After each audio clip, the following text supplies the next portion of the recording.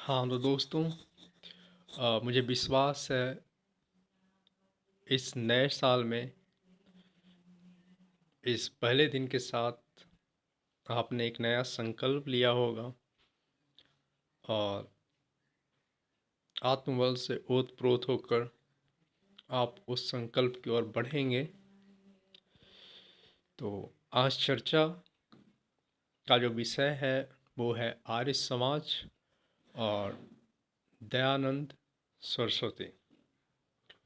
तो आप लोगों को जैसा मालूम है कि दयानंद सरस्वती का जन्म 12 फरवरी 1824 को मोरबी, गुजरात का जिला है, टंकार नामक स्थान पे हुआ था। उनके पिता का नाम अंबा शंकर था, जो पेशे से एक कलेक्टर थे। माता यशोदाबाई थी। इनके जो गुरु थे वो ब्रिजानंद थे और इन्होंने जो शिक्षा है अपनी शिक्षा मथुरा में रहकर ली थी।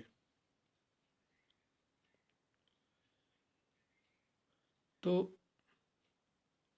दयानंद सरस्वती ने जो आर्य समाज की स्थापना की थी उसके पीछे का विचारधारा, वो क्या कारण थे, उसका आधार क्या था और किन परिस्थितियों स्थितियों उन सामाजिक कुरीतियों, आडंबरों, प्रपंचों को देखकर स्वामी जी ने सोचा कि देश को, समाज को एक नए दिशा और दिशा देने की आवश्यकता है और इसको आधार बना करके उन्होंने 1875 ईस्वी में आर्य समाज की स्थापना तत्कालीन मुंबई में की और नारा दिया, वेदों की ओर लौटो। उसी वर्ष उनकी पुस्तक सत्यार्थ प्रकाश भी प्रकाशित की जाती है। जो और भी जो मान्य जो ग्रंथ हैं आर्य समाज के, वो हमारे उपनिषद हैं, वेद हैं, षड्दर्शन हैं। तो सबसे पहले आप ये समझ लें कि आर्य समाज आखिर क्या किसी जाति विशेष का समाज था? तो जी ऐसा बिल्कुल नहीं है। आर्य समाज एक विचारधारा थे जिसमें किसी भी प्रकार के लोग शामिल थे।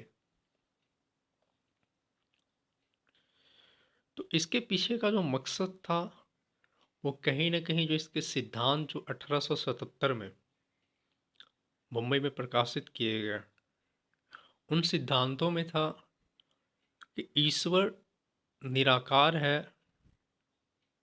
अजन्मा है,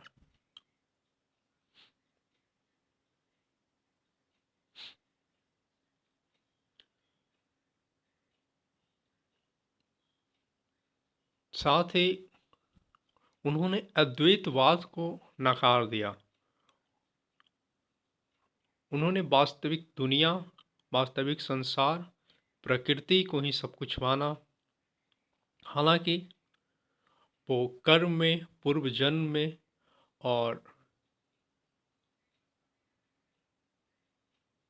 स्त्री शिक्षा, जो समाज में कुरीतियां आ चुकी थी, उस पर काफ़ी जोर दिया, उसके सुधार के लिए, स्त्रियों के उत्थान के लिए। उन्होंने यात्रा को, तीर्थ यात्रा को नकारा, मूर्ति पूजा को नकारा। उनके अनुसार वेदों के अलावा अन्य जो भी साहित्य थे उस समय के, उन्होंने एक वर्ग को प्रपंची कहा, छलिया कहा। कहीं ना कहीं उनका कहना था कि इन अंधविश्वासों के कारण, जो अंधविश्वास, जो जाति व्यवस्था और जो मूर्ति पूजा जैसे जो पहल हैं, जो कहीं ना कहीं जो हमारी जो वैदिक जो सभ्यता थी, संस्कृति थी, जो सामाजिक समरसता थी, उसमें ये विभेद उत्पन्न कर रहे हैं। और जिसके पीछे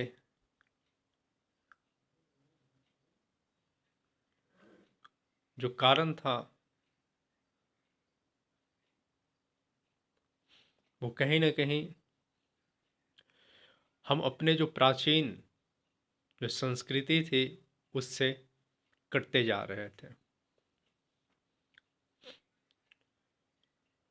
तो स्वामी जी का उद्देश्य यही था कि हम फिर से उस खोई संस्कृति को, चाहे वो सामाजिक हो या बुद्धिजीविता के स्तर पे हो, या समरसता के स्तर पे हो, या जो स्त्रियों, जो नारियों की या स्त्रियों की जो गिरती दशा को देखकर वो कहीं ना कहीं वो व्यथित थे,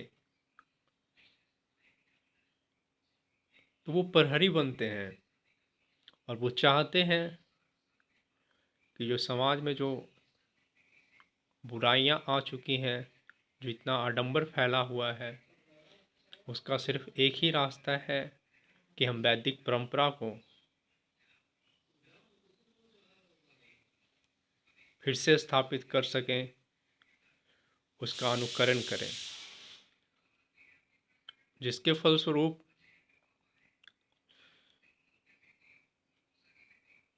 उन्होंने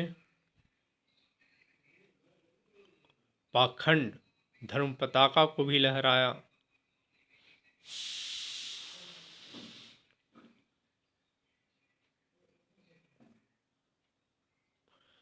लेकिन जब वो लोगों को जागृत करने में लगे हुए थे, अपनी विचारधारा को जनाधार दे रहे थे, तो कहीं न कहीं मांसाहार और शाकाहार जैसे मुद्दे पे शिक्षा का माध्यम अंग्रेजी हो या हिंदी हो,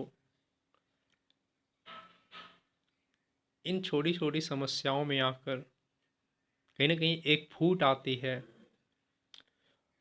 हालांकि वो समाज दो गुटों में बढ़ता है, जो लाला लाजपत राय थे और लाला हंसराज, वो कहीं ना कहीं जो वैदिक आंगल कॉलेज है उसके पक्षधर हुए, और एक गुट जो था वो हरिद्वार में जो कांगड़ी है, कांगड़ी गुरुकुल की स्थापना करता है।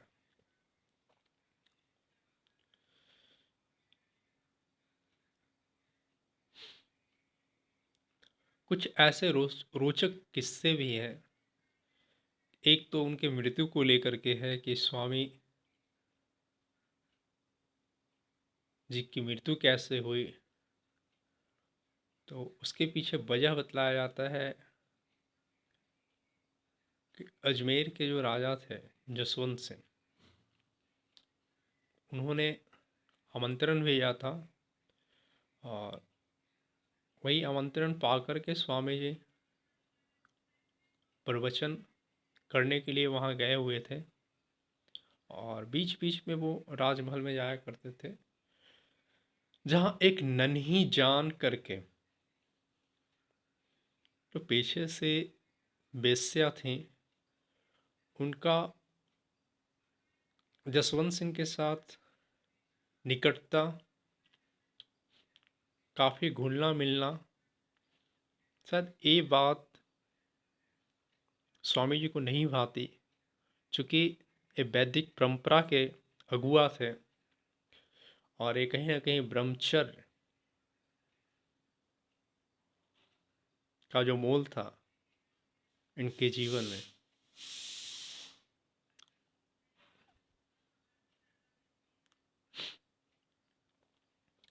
उससे शायद ये समझौता या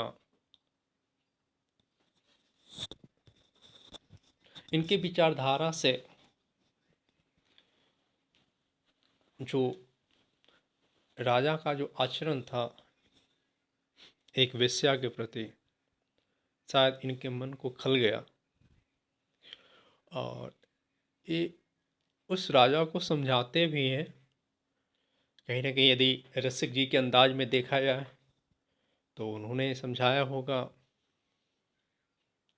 न पराग न मधुर मधुर, न विकास यह कार्य, अली कली ही में खोयो, आगे कौन रखवार।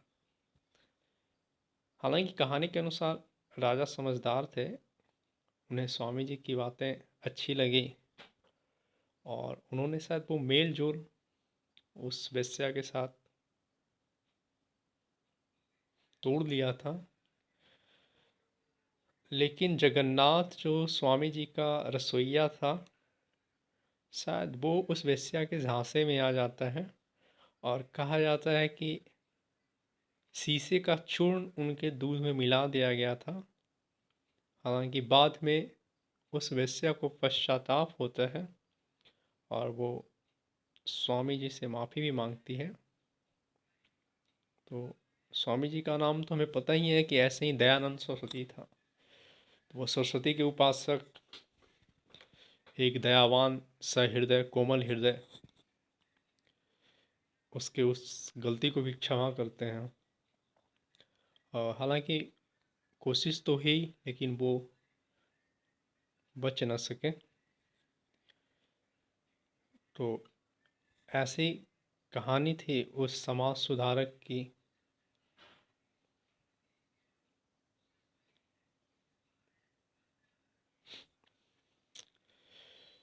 आप जो ये विसंगतियाँ जो आज आप देख रहे हो समाज में, चाहे वो जाति रूप में हो या स्त्रियों की दीनहीन दशा अब भी जो हम देखते हैं, चाहे वो छुआछूत हो या एक कर्म कांड हो, मूर्ति पूजा हो, इसके पीछे एक विचारधारा नहीं, बहुत अलग अलग विचारधारा, सबकी अपनी अपनी राय होती है, सबकी अपनी अपनी विचारधारा होती है। और मेरे हिसाब से किसी एक तराजू पे तौलना, किसी एक विचारधारा के साथ जाना सही नहीं है। हाँ, लेकिन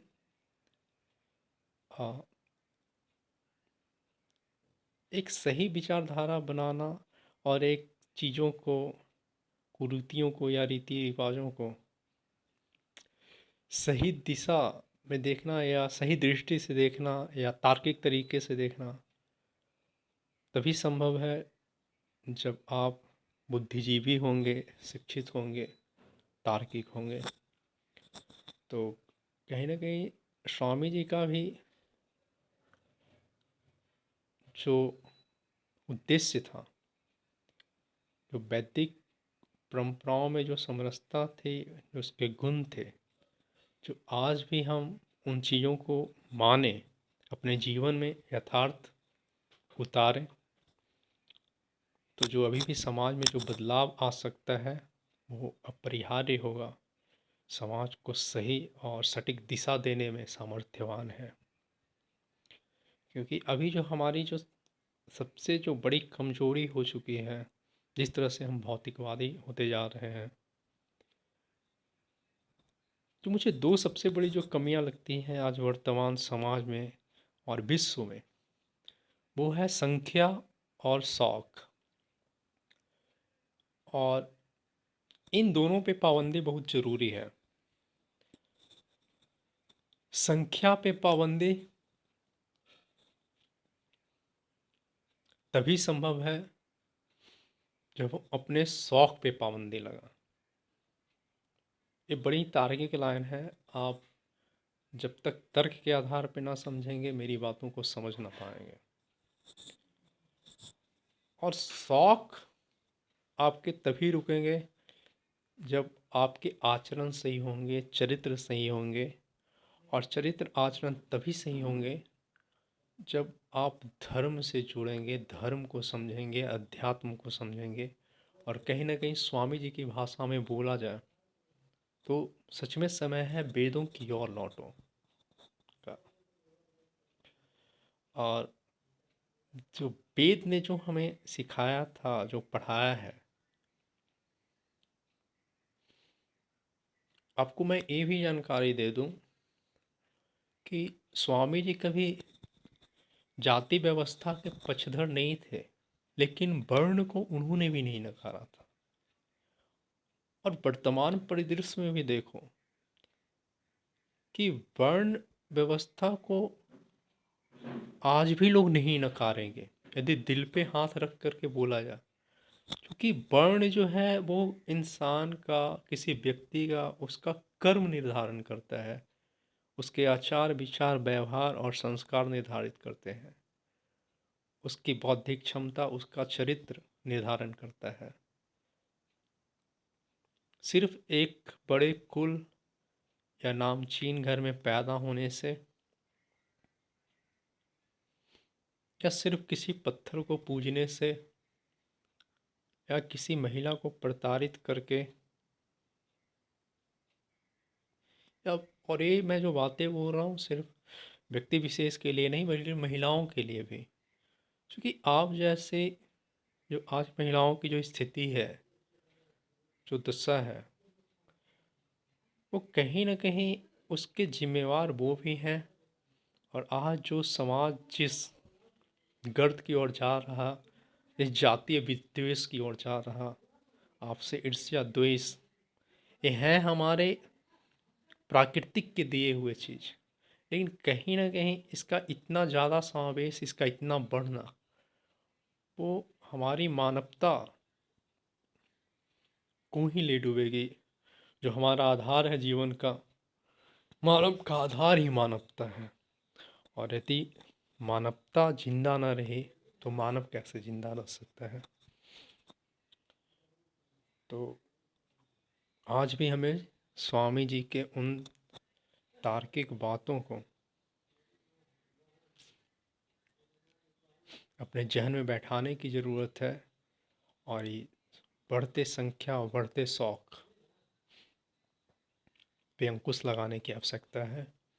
तो आप स्वस्थ रहें, मस्त रहें, और कोशिश करें, गलतियां होती हैं तो उस पर अंकुश लगाएं, अपने आप को साधने की कोशिश करें।